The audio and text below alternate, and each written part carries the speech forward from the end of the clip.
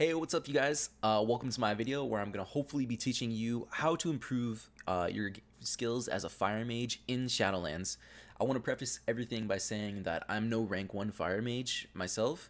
However, I have put in about 1,300 games this season in 3v3, around a 2,100, 2,200-ish rating.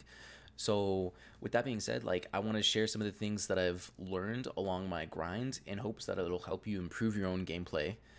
In this video, I'll be going over two different videos running RMP.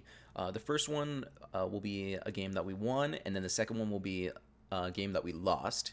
And in these two games, I'm just going to go kind of step by step what my thought process is and just kind of analyze everything and just give you guys an idea of what you should be looking out for, as well as things that I could have done better myself. And with that being said, let's just jump straight into the games. Alright, so jumping into game number 1 here, like I said, we are running RMP with Qui-Gon Jinn, and it looks like Mexa Huakbar. I played with this priest and this rogue several times before on the ladder, and we're running into Disc Priest, Windwalker, Ret. Pretty strong melee cleave comp.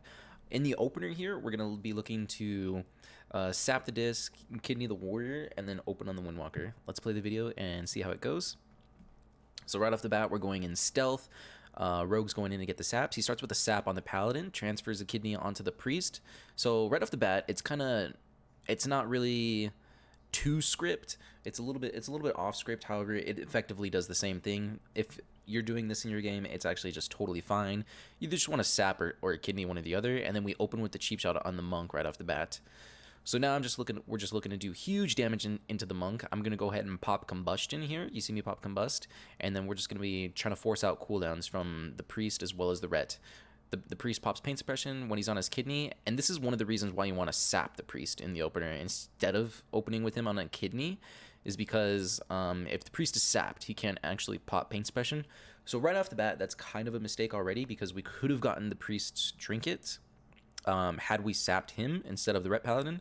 However, it's still totally fine. We're still doing really well. We got the monk's trinket, diffuse magic, and we got his wall. So playing the game along, we're still pumping into the Windwalker a little bit. We see that he pops his Zwen as well as Earth, Wind, and Fire. So we drop Ring of Frost onto the entire zoo right there. We're casting Sheeps onto the Disc Priest, and we're just trying to peel right now. We're peeling for our priest, who is getting absolutely bombarded with DPS by the ret. Our rogue throws a blind on the paladin's trinket, which is really nice because he threw a kidney onto the ret, I'm pretty sure. Let's actually back it up a little bit. I'm pretty sure he threw a kidney onto the ret right here, and then he trinketed it, and then he just hits him with the blind, right? Oh no, I sheeped him actually. I sheeped him for 1 second, and he trinketed a 1 second sheep on his wings, and then he just sits a full blind. And then paladin bops the Windwalker here. So we're still just in full peel mode here for our priest. Just full peeling, trying to help him survive. Right here, actually, what I should have done better is I should have locked their Disc Priest on Mind Games when he was casting it. So priest is casting Penance right now. He's casting Shadowman onto his boy, and then right there he casts Mind Games onto our healer.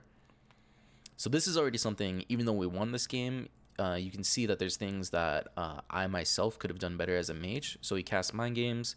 We have CS up actually, but I think we used it. What did we use it on? We used it on Penance, I believe.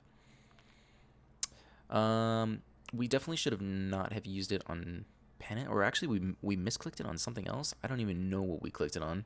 It was probably just a fat finger misclick on something. And so here in the game, as we're still moving along, we're looking to set up our next go. I just keep spamming fireballs and spamming combust. Our priest gets a fear on both of the DPS, and we're still just kind of spamming out fireballs, trying to set up for our next combustion go. Things to note is that the priest has the trinkets, Windwalker has no trinket, Ret has no trinket. So both the Ret and the Windwalker are pretty good kill targets. However, the Ret still has bubble. He actually uses bubble right now offensively to keep pressure up on our priest. Our rogue drops a kidney bomb onto the monk. We drop a meteor into it. And their priest still has trinket. He drops dome. They drop ring. Something that we could have done better here, again, always looking to improve our own gameplay, is although we've dropped bomb there offensively, we should have actually saved bomb for combustion, because when we had when we had dropped the bomb, we didn't have as much pressure as we could have. We dropped the meteor, the Shadow Fiend kind of soaks it with the monk, and we don't really get anything out of it. We get the dome, sure, but even without the bomb, we had sheeps coming on the priest. So we sheep the ret. The ret bubbles it. And here I actually should have been sheeping. I should have sheeped the priest here, is what I should have done. We should have saved bomb, and then we should have sheeped the priest, because I guarantee you we get the priest's trinket if I just sheep him full here. And then we save bomb for when combustion comes up. So already you can tell there's a lot of things in this game that are not exactly top tier. However, we're still putting out tons of pressure, just due to the nature of RMP and somewhat proper use of CC chain. And so here we're still pressuring the monk. He has a fortifying brew up. We get lots of cross CC on the DPS. The paladin is in a full fear. The priest is in a full fear. And we sheep the ret full, so that way we're just, continually having the edge in a 3v2 scenario. And our rogue actually gets a really good kidney right here onto the priest. He sets up a cheap shot on the Windwalker. I'm pretty sure I'm calling out at this time. I have combust. We can go. And so that's when he goes in. He gets the kidney on the priest. We cheap shot, and then we just kill the monk within that small window. And the priest still has trinket this entire time. I don't know. I think at this point in time, I was running Gladius, and there's a small bug with Gladius where if someone's a human, it doesn't show their trinket as the same cooldown as the human racial. I don't know if that's something that you have to set up or whatever. Regardless, though, we do end up landing the kill onto the monk here. So in this game, like I said, you can see we did a lot of things really well. However, there's still things that we could have improved on ourselves as the mage. Also with communication with our rogue and our priest to set up that CC chain a little bit better and be more effective. All right, let's jump into the second video here. All right, and in this second video, we're still running with Qui-Gon and then Mex Huakbar, and we're going up against a pretty cheese comp. It's going to be Windwalker, Arms Warrior, and a Prop Paladin. So no heals, really. I mean, the Prop Paladin does have heals, but they're just going to be putting out tons of pressure. The Prop Paladin is running Ashen Hollow. So right off the bat, in this game, we start with a Sap on the Windwalker, a DB Sheep onto the Warrior, and we're just looking to absolutely destroy this Prop Paladin. So we have cross CC going up. However, the Paladin is running around on his mount, and you can't actually CC a Prop Paladin. You can't kidney him, you can't sheep him, you can't do anything to him when he's running around on that mount.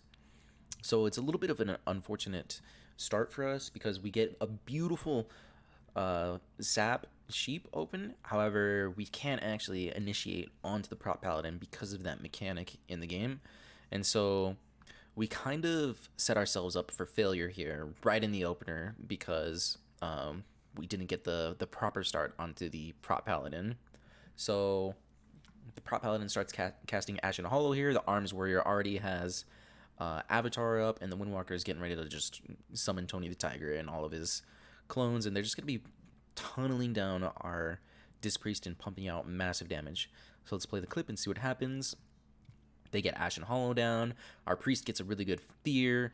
Our Rogue gets a really good blind onto the Prop Paladin. Prop Paladin trinkets, and then there it is. There's all the clones, the Zwen and everything. I drop Ring of Frost for the Zwen, so that way it's only the clones. Unfortunate, I didn't get the clones in this one. And right here, I believe I start trying to cast Sheeps. However, I get interrupted by the Paladin. Let's go ahead and see what happens. Yeah, so I go ahead and try to cast a Sheep. However, I get kicked by the Paladin. Something I could have absolutely done better here is I could have tried to fake cast the Paladin, so that way I'm not locked on Arcane. So I just do like a little half Sheep, maybe cancel it, and then fake the kick, and then I can get a Sheep on the Windwalker much sooner for my healer, so that way he's not under as much stress. Playing the clip again, going in. I'm still looking to go for sheeps, so that way I can peel for my healer. I get a full sheep on the Windwalker, and our rogue gets a full kidney on the arms warrior, so it's only the prop paladin doing damage right now. However, as you can see, our healer is already super far behind. He used dome. I'm pretty sure he used pain suppression, and I want to say he used radiance as well. I could be wrong. I don't have cooldown add-on trackers just yet during the time of this clip, but I can tell you that he's already like he's almost tapped out in terms of cooldowns, and we're also really low because we were standing in the Ashen Hollow and we were soaking up a lot of damage. So the cross CC right now is really good, and we're giving time for our healer to catch up. The warrior gets out of the kidney, and then our rogue duels him, so that way it's still just the Windwalker and still just the prop paladin. I resheep the Windwalker. The warrior comes out of the duel, and now I'm still, like I said, peel. We're still looking to peel for our priest.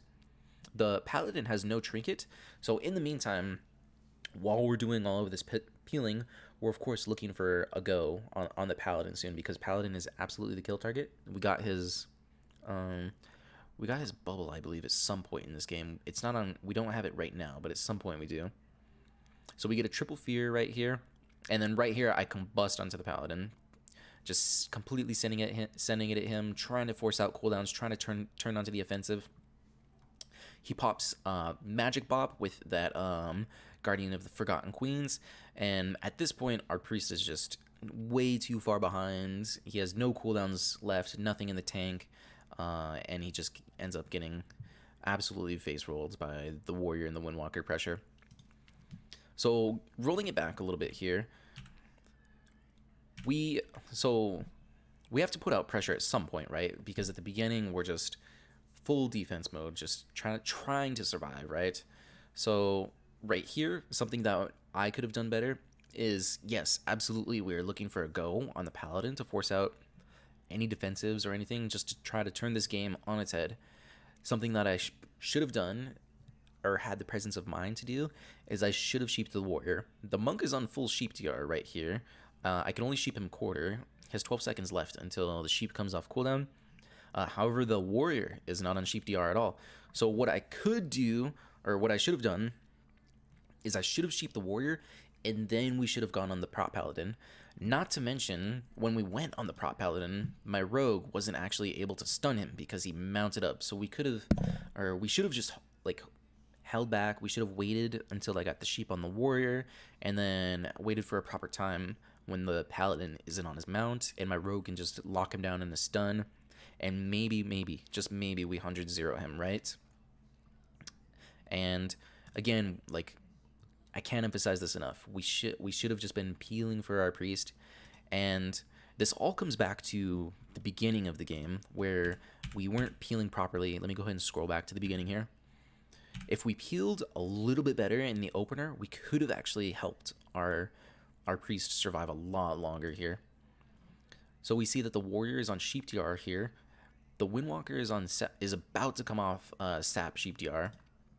So right here, I do trinket the Hodge, and right in this moment, right as soon as this guy kidneys, I have Dragon's Breath available. I should Dragon's Breath the prop paladin, even though it's DR.